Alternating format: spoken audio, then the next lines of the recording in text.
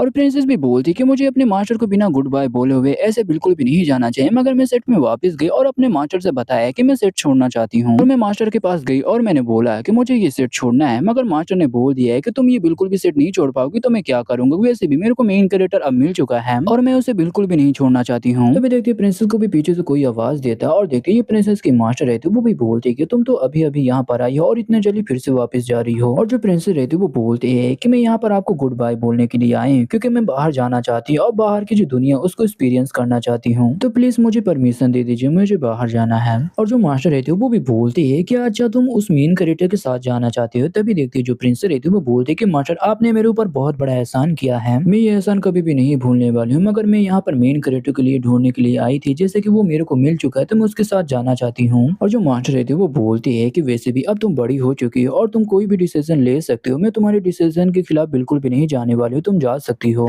और प्रिंसेस भी खुश होते हुए बोलती है कि थैंक यू मास्टर, आपने मेरी बात समझी। तभी देखिए जो प्रिंसेस के मास्टर रहते हैं वो बोलते हैं कि मुझे तुम्हारी मदद की जरूरत पड़ेगी।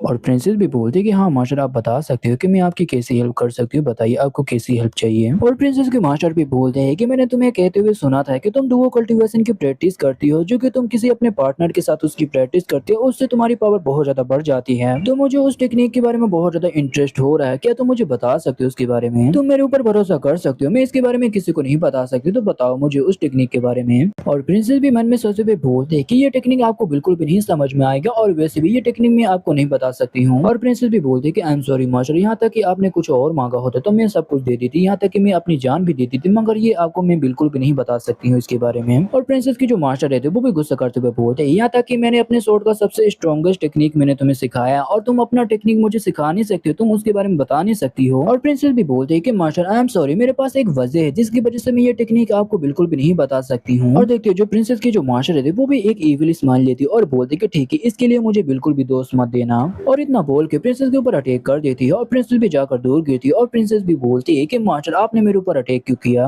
और प्रिंसेस की मास्टर भी बोलते हैं कि तुम बिल्कुल भी नहीं जानते हो कि तुम्हारे लिए अच्छा किया और बुरा किया है, और मैंने तुम्हें एक मौका दिया था मगर तुमने उस मौके को गवा दिया है, और मैं तुम्हारे मेन कैरेक्टर के पास खुद ही जाऊंगी और इस टेक्निक के बारे में पता कर लूंगी। और ये सारी बातें सुन के प्रिंसेस भी एकदम शौक हो जाती है, मगर देखिए इतने में जो प्रिंसेस के मास्टर रहते हैं वो भी प्रिंसेस के सर पे हाथ रखती है और अपने पावर को यूज करती है और प्रिंसेस को वहीं पर बेहोश कर देती है। और पीछे से सीनियर भी आती है और बोलती है कि मास्टर बताओ इस प्रिंसेस का क्या किया जाए। और जो मास्टर रहते हैं वो भी प्रिंसेस का रूप ले लेती है और बोलते हैं कि मेरे डिसाइपल ने मेरी बात बिल्कुल भी नहीं मानी है, तो इसका सजा उसे जरूर मिलेगी, इसे ले जाओ और हमारे लॉर्ड को खिला दो। और सीनियर भी बोलते हैं कि ठीक है मास्टर, मैं इसे ठिकाने लगा दूंगी। और सीन कट होकर आता है दूसरी ओर की ओर, जहाँ पर हमारा मेन कैरेक्टर इंतजार कर रहा होता है। और हमारा मेन कैरेक्टर भी बोलता है कि प्रिंसेस ने मेरे को मैसेज किया था कि बोला था कि आ जाओ मुझे लेकर यहाँ से जाओ, और देखो वो यहाँ पर है ही नहीं। और पीछे से हमारी प्रिंसेस यानी नकली प्रिंसेस भी आ जाते हैं और बोलती है कि मेन कैरेक्टर में आ चुकी हूँ। और नकली प्रिंसेस यानी मास्टर भी बोलते हैं कि मैं तो बहुत ज्यादा थक चुकी हूँ। और हमारा मेन कैरेक्टर भी बोलता है कि तुमने ये क्या अजीब से कपड़े पहने और तुम तो बहुत ज्यादा आज अजीब लग रही हो। और मास्टर भी मन में सोचते हुए बोलते हैं कि लगता है कि मैंने कोई गलत कपड़े पहन लिए, मगर ऐसा नहीं हो सकता क्योंकि मैंने प्रिंसेस को देखा, प्रिंसेस तो ऐसे ही कपड़े पहनती है। जो नकली प्रिंसेस रहती है वो भी हमारे मेन कैरेक्टर चिपकते हुए बोलते हैं कि ठीक है बहुत हो चुकी बात है, और मुझे लगा नहीं था कि मास्टर जो मेरी है वो मान जाएंगे और मुझे परमिशन दे देंगी। और मेन कैरेक्टर मुझे यहाँ से जल्दी से ले चलो, वैसे भी इतने टाइम के बाद अब हम दोनों साथ में रहने वाले हैं। और हमारा मेन कैरेक्टर भी प्रिंसेस से बोलता है कि तुम कब से इतनी मीठी बातें बोलने लगे हो। तभी हमारी प्रिंसेस भी बोलती है कि बस मैं तुम्हें परेशान कर रही थी। तभी पीछे से कोई तो बोलता है कि अरे हम फिर से मिल चुके हैं, और देखते ये वही गिलहरी वाले मास्टर है, तो वो भी बोलते हैं कि पिछली बार तो आप बहुत जल्दी यहाँ से चले गए थे, हमें थैंक यू बोलने का मौका भी नहीं मिला। और जो गिलहरी वाला मास्टर है तो वो भी बोलता है कि हमारा बच्चा हुआ है, जो कि सेफली आपकी वजह से हमारा बच्चा बच पाया है, इसीलिए मैंने सभी को पार्टी दी है और आपको भी मैं इस पार्टी में इनवाइट करना चाहता हूँ।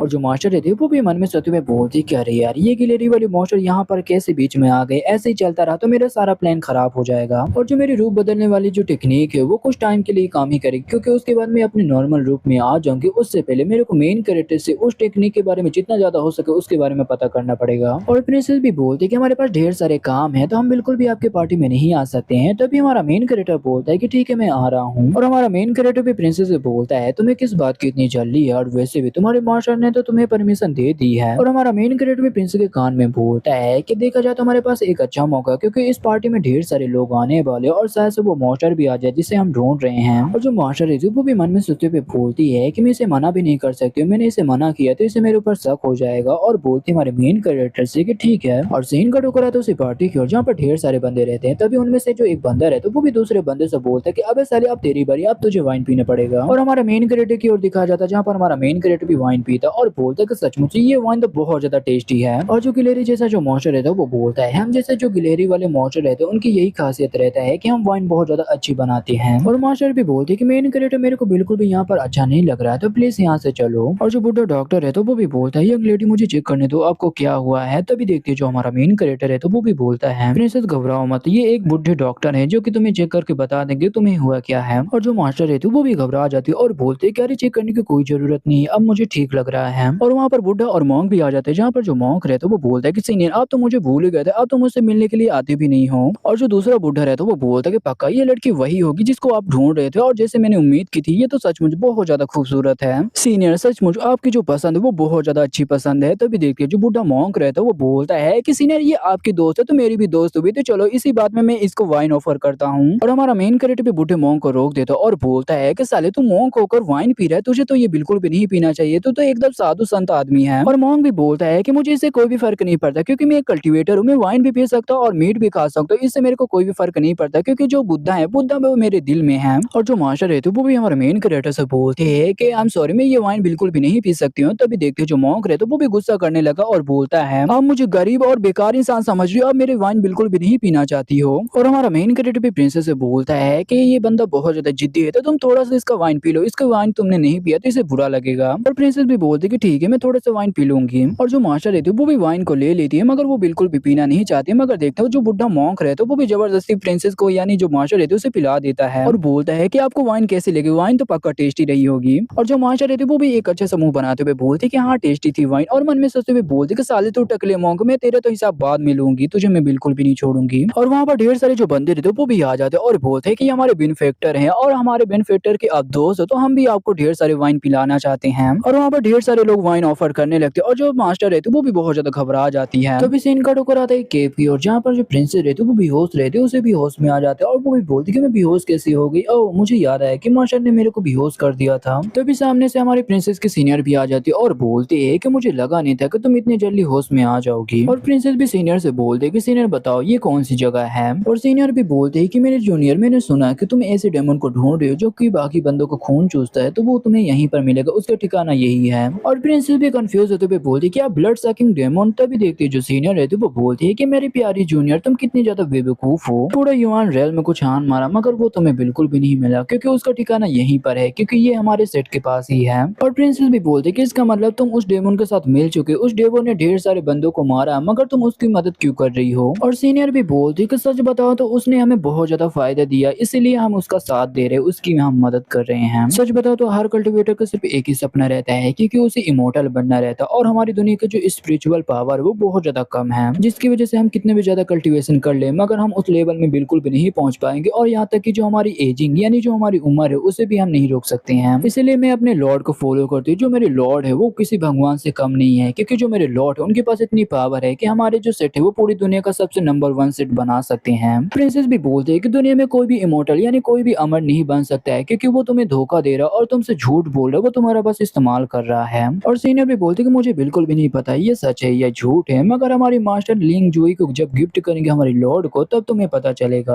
और जो प्रिंसेस रहती है वो भी एकदम शौक हो जाती है और मन में सोचते हुए बोलते हैं कि इसका मतलब जो मेरी मास्टर वो मेरा रूप लेके मेन कैरेक्टर के पास गई है और वो स्वॉर्ड की टेक्निक वो हासिल करना चाहती है। और प्रिंसेस भी अटैक करते हुए बोलती है कि मैं तुम्हें तुम्हारे इरादों में बिल्कुल भी कामयाब नहीं होने दूंगी, इतना बोल के वो भी अटैक करती है। मगर जो सीनियर रहती है वो भी अपने एक स्वॉर्ड स्लैश से अटैक करती है जिससे जो प्रिंसेस रहती है वो पीछे आ जाती है। और प्रिंसेस भी मन में सोचते हुए बोलते है कि मास्टर ने मेरे को जो स्वॉर्ड टेक्निक सिखाई थी मैंने उसी स्वॉर्ड टेक्निक से अटैक किया था, मगर इस सीनियर का जो स्वॉर्ड टेक्निक है वो मेरी स्वॉर्ड टेक्निक से इतना ज्यादा अलग क्यों है। और सीनियर भी बोलते है कि लगता है कि तुम बहुत ज्यादा हैरान हो, चलो मैं तुम्हें बता देती हूँ, जो मास्टर ने तुम्हें स्वॉर्ड टेक्निक सिखाई थी वो आधी अधूरी टेक्निक सिखाई थी और जो मेरे को टेक्निक सिखाई उन्होंने पूरी सिखाई है। और जो सीनियर रहते हैं वो भी बोलते हैं कि जो मास्टर है वो हमेशा से मुझसे ही प्यार करते हैं इसीलिए तो उन्होंने कम्प्लीटली मेरे को ये स्वॉर्ड टेक्निक सिखा दी है और तुम मरने के लिए तैयार हो जाओ। इसके ऊपर अटैक कर देती है जिससे जो प्रिंसेस रहती है प्रिंसेस को भी जाकर वो अटैक लगता है और प्रिंसेस भी पीछे जाकर गिरती है। और प्रिंसेस भी अपने आसपास के एरिया को देख एकदम शौक हो जाती है क्योंकि वहाँ पर ढेर सारे बंदों की हड्डियां पड़ी रहती है। और जो सीनियर रहती है वो बोलते हैं कि अच्छा लगता है कि तुम्हें पता चल चुका है मगर इससे कोई भी फर्क नहीं पड़ने वाला है क्योंकि जो हमारे लॉर्ड है वो बहुत जल्दी जागने वाले हैं और तुम हमारे लॉर्ड के खाना बनने वाली और तुम भी इनके जैसे ही बन जाओगी। और जमीन से छोटे मोटे टेंटिकल निकलने लगते हैं जो कि प्रिंसेस को पकड़ने लगते हैं और प्रिंसेस भी बोलती है कि ये टेंटिकल है क्या, ये तो बहुत ज्यादा गंदा दिख रहा है, मेन कैरेक्टर प्लीज मुझे बचा लो। जहाँ पर सीनियर भी बोलती कि तुम्हारा मेन कैरेक्टर तुम्हें बचाने के लिए बिल्कुल भी नहीं आने वाला है वो। और वहाँ पर हमारा मेन कैरेक्टर भी पहुँच जाता और बोलता है कि प्रिंसेस चिंता मत करो, मैं तुम्हें बचा लूँगा। इतना बोल के वो भी एक अटैक करता है जिससे जो टेंटिकल रहते हैं वो भी वहाँ से दूर भागने लगते हैं। और प्रिंसेस भी आके हमारे मेन कैरेक्टर से चिपक जाती है और बोलती है कि तुम आने में बहुत ज़्यादा देर कर दी थी, लगभग मैं मरने ही वाली थी। और हमारा मेन कैरेक्टर भी बोलता है कि तुम्हें तो बहुत ज़्यादा शौक है ऑक्टोपस का ये पैर खाने का, अब बताओ अब तुम खाओगे क्या? और सीनियर भी शौक होते हुए बोलती कि ऐसे कैसे, तुम यहाँ पर कैसे हो सकते, तुम तो मेरे मास्टर के साथ थे, तुम यहाँ पर क्या कर रहे हो? और हमारा मेन कैरेक्टर बोलता कि वो तुम्हारी मास्टर, उसने तो 3-4 वाइन ही पी थी, उसके बाद उसे नशा चढ़ गए थे, यानी एकदम टल्ली हो चुकी थी, वो अपने आप को रोक नहीं पाई थी, इसलिए जो दोनों बुड्ढे हैं वो उसका ख्याल रख रहे हैं। और वैसे तुम्हें जल्दी करना चाहिए क्योंकि वहाँ पर 2 बुड्ढे हैं और तुम्हारी एक अकेली मास्टर है, जो कि तुम्हारी मास्टर एक लड़की भी है, तो दोनों बुड्ढे के जो इरादे हैं वो खराब भी हो सकते हैं।